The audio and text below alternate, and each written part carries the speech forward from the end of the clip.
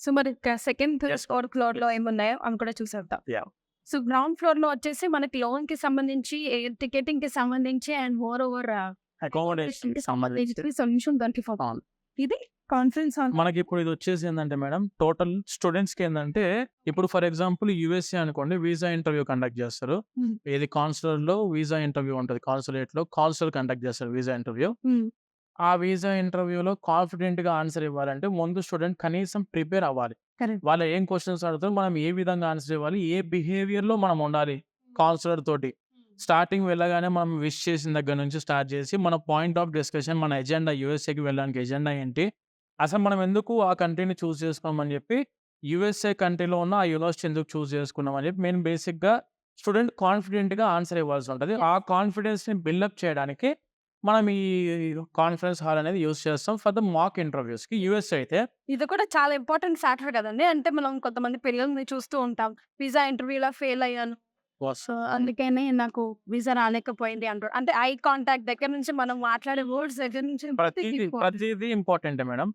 ఒక student visa interview fail అవుతున్నారు అనంటే, మెజారిటీ ఆఫ్ ద సెక్షన్ ఏందంటే 50% స్టూడెంట్ తప్పైతే, ఒక 50% స్టూడెంట్ కాన్ఫిడెంట్‌గా ఆన్సర్ ఇవ్వలేకపోవడం అయితే, ఓకే. ఇంకొక 50% వచ్చేసి కన్సల్టెంట్ మిస్టేక్ అది. ఓహో! ఎట్లా అవుతది? కన్సల్టెంట్ మిస్టేక్ ఎలా అవుద్దంటే, ఇప్పుడు యూఎస్ఏకి వెళ్దాం అనుకుంటున్న student actually USA visa depends on interview. Cancel interview ఇందాక మనం డిస్కస్ చేసినట్టు. హ్మ్. ఇందులో ఆ కాన్సులేట్‌లో మన యొక్క ఏ డాక్యుమెంటు ఫిజికల్ కాపీ ఉండదు.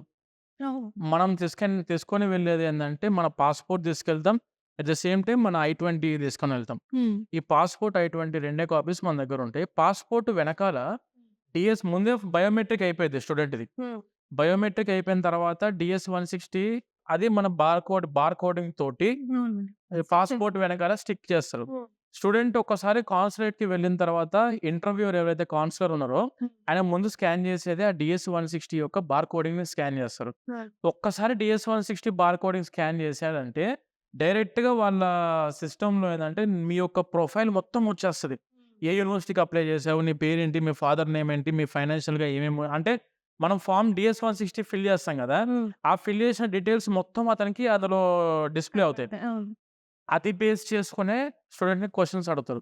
ఓకే. చాలామంది ఇందాక నేను మీకు చెప్పినట్టు 50% స్టూడెంట్ మిస్టేక్ అయితే, 50% కన్సల్టెంట్ మిస్టేక్ ఎందులో వస్తదంటే, ఈ డీఎస్-160 ఫార్మ్ ఫిల్లింగ్‌లో ఉంటది. అందులో ఒక చిన్న ఇందులో డిస్క్రిప్షన్ ఉండిద్ది. డీఎస్-160లో డిస్క్రిప్షన్ అని చెప్పి హ్మ్. ఉంటది. అక్కడేందంటే, మనము పర్ఫెక్ట్‌గా మన బయోడేటా అంటే ఒక స్టూడెంట్ బయట కంట్రీకి వెళ్తున్నాడు. వాడి బయోడేటా ఏదైతే ఉండిద్దో, మొత్తం స్టూడెంట్ యొక్క బయోడేటా మొత్తం గూడా మనం కరెక్ట్‌గా స్టడీ చేసి, ఆ డిస్క్రిప్షన్‌లో మెన్షన్ చేయాలి. నువ్వు యూఎస్ఏకి వెళ్ళడానికి దేని గురించి వెళ్తున్నావు? స్టడీ కోసము ఏ యూనివర్సిటీకి వెళ్తున్నావు? ఆ యూనివర్సిటీ చూజ్ చేసుకోవడానికి కారణం ఏంటి? నీ బ్యాచిలర్స్‌లో ఏం చదువుకున్నావు? దాంతో పాటు మీ ఫైనాన్షియల్ సిట్యుయేషన్స్ ఏంటి? మీ యొక్క ఫాదర్ ఏం జేస్తారు? అవన్నీ కూడా మనం డిస్క్రిప్షన్‌లో కరెక్ట్‌గా మనకు ఒరిజినల్‌గా, నేచురల్‌గా ఏమనిపించిందో అది కరెక్ట్‌గా అప్డేట్ చేయాలి అందులో. ఓకే. ప్రతి కన్సల్టెంట్ లేదంటే ఎవరైనా students almost of all the కన్సల్టెంట్‌ల దగ్గర జరిగే మిస్టేక్ ఏందంటే, ఆ డిస్క్రిప్షన్‌లో ఒక స్టూడెంట్‌ది లేదంటే స్టూడెంట్ అయినా కూడా ఓన్‌గా పెట్టుకున్నప్పుడు, I have completed my graduation in so and so year 2022, 2023 అని చెప్పి మెన్షన్ చేస్తాడు. అక్కడికెళ్ళిన వెంటనే అతని డిస్క్రిప్షన్ చదువుదాం ఇతను ఏం మెన్షన్ చేశాడని చెప్పి చూసే టైంలోనే, మై గ్రాడ్యుయేషన్ కంప్లీటెడ్ ఇన్ 2022 అనతోటి అసలు అడగడానికి క్వెషన్స్ ఏడిచ్చేవాడు వాడు. స్టూడెంట్ అడగటానికి క్వెషన్స్ ఎవరిచ్చారక్కడ. సో, అతనేమంటున్నాడంటే డైరెక్ట్ కౌన్సిలర్ ఏం చేస్తాడంటే, వాట్ ఈస్ యువర్ నేమ్ అని చెప్పి అంటున్నాడు. పేరు చెప్పిన వెంటనే బెటర్ లక్ నెక్స్ట్ టైమ్ అని పంపించేస్తాడు. మెయిన్‌గా ఆ డీఎస్-160 ఫార్మ్ ఫిల్ చేసేటప్పుడు మన స్టూడెంట్ యొక్క ప్రొఫైల్, అతని యొక్క బయోడేటాని మనం ఏ విధంగా ఎలివేట్ చేయగలుగుతున్నాము, ఏ విధంగా ఎక్స్‌ప్లెయిన్ చేయగలుగుతున్నాము, ఏ విధంగా కౌన్సిలర్‌కి అర్థమయ్యే విధంగా చెప్పగలుగుతాం దట్ ఈస్ ఓన్లీ ఇన్ డీఎస్-160 ఫార్మ్. ఇప్పుడు మా దగ్గర ఆల్‌మోస్ట్ ఆఫ్ అబౌట్ యూఎస్ఏ 70% పైన సక్సెస్ రేట్ నడుస్తుంది.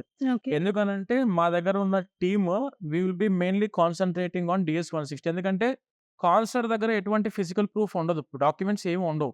మనం ఏం ఎంటర్ చేస్తామో అవే వాళ్ళకి డిస్‌ప్లే అవుతది. ఆ డిస్‌ప్లే నుంచి అతను క్వెషన్స్ అడుగుతాడు. ఆ క్వెషన్స్ అడగాలంటే ముందు మనం ఏదైనా మ్యాటర్ ఇవ్వాలి కదా! డీఎస్-160లో. హ్మ్. ఆ డిస్క్రిప్షన్‌లో I have completed my graduation 2022, 2023 అని చెప్పిస్తున్నాడు అక్కడికి ఎండ్. అతను చూసేందంటే ఒక్క సెకండ్ కూడా మీతోని మాట్లాడడానికి ఇంట్రెస్ట్ చూపిస్తలేడు. ఒక పాయింట్ నుంచే వాళ్ళు క్వెషన్స్ అంతే గదా మేడం. అడుగుతూ ఉంటారు కదా! ఇప్పుడు ఒక స్టూడెంట్ అక్కడి దాకా వెళ్ళి, అతను ఆ దేశానికి ఎంతవరకు ఉపయోగపడగలుగుతాడు అనేది కాన్స్‌లో చూసేది. యెస్. ఇప్పుడు ఎవరిని పడితే వాళ్ళకి వీసా ఎందుకు ఇవ్వరనంటే, ఇప్పుడు ఓకే. ఇతను వీసా అతని అపియరెన్స్ కూడా మ్యాటరే.